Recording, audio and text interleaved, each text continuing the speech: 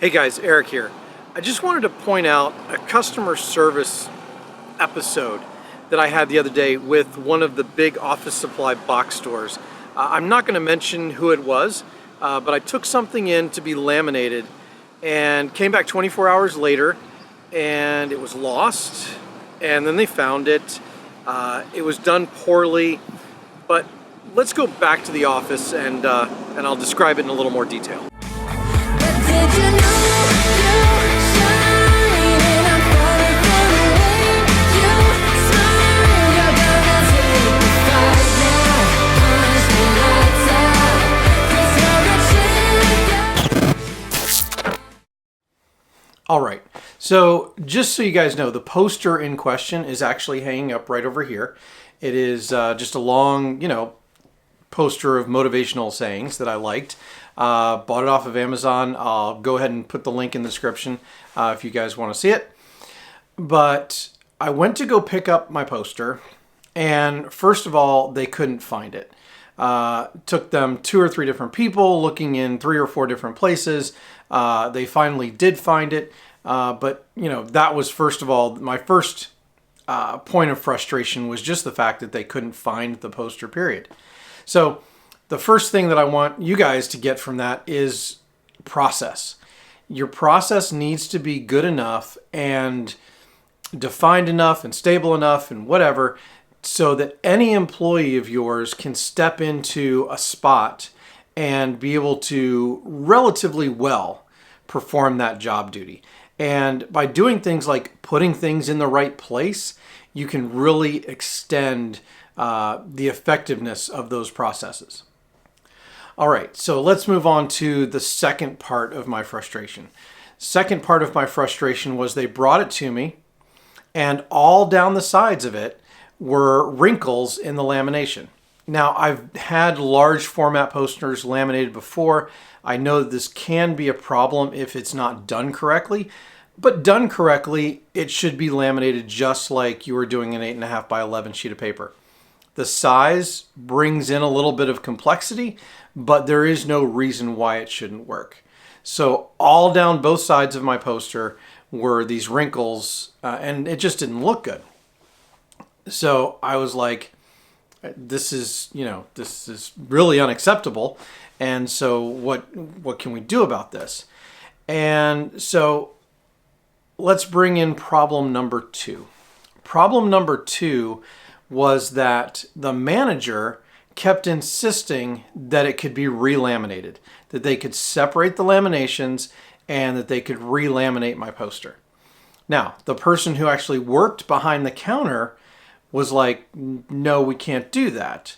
So, at this point, I'm kind of like, just let them do what they want to do, and, hopefully it'll work out. So they asked me if they can go ahead and do it. I say, fine. They say it'll just take a few minutes. So I just go walk around the store for a bit.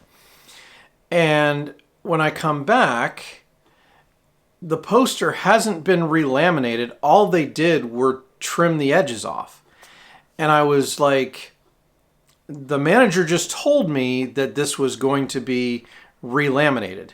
And again, the girl behind the counter was like, no, if we relaminate it, we're going to ruin it for sure.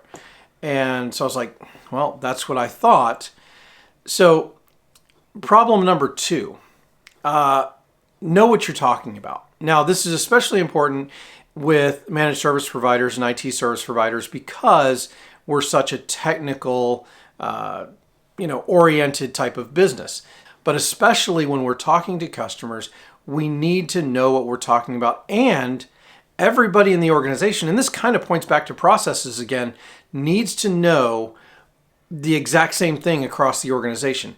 If something can be done, great. If it can't be done, that's fine too, but everybody needs to be on the same page and saying the same thing.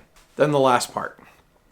So all through this, I'm telling them that I just want to take the poster. I'll take it wrinkles and all, because my chances of them getting, replacing a $20 poster, probably not very good. It's not ridiculously horrible, right? It's still functionally going to protect the poster. The poster is going to last longer. It's just going to have wrinkles down the side. And if it really bothers me, then I can go through and I can trim off those edges myself. But the manager kept insisting that they could fix it. And this is really my biggest problem with how this whole situation was handled, because it wasn't about their desire to fix my problem. They obviously desired to fix my problem. They didn't listen to me. They didn't actually take my input into account when they made their decision of what they were or were not going to do.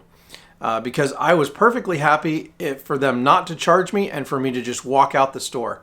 And that would have saved me probably, I've condensed this down for you guys, but this whole episode probably took 20 to 30 minutes.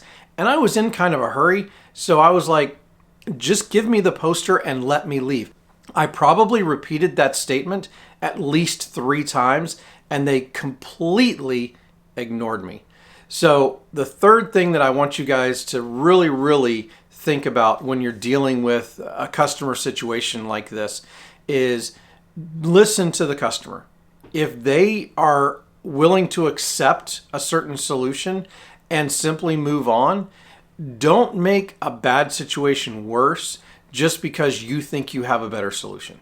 Thank you guys for listening. I hope this helps you in your business. I hope this helps dealing with customers in the future.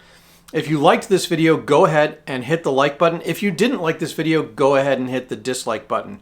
But do me a favor, if you hit that dislike button, please comment down at the bottom to let me know what you didn't like about this video and how I should approach the next one so that I know what to fix. Go ahead and subscribe to this channel so that you can see new videos when we post them, and ring that bell to be notified when we post more. Thanks. Have a great day. Let's crush this thing. See you.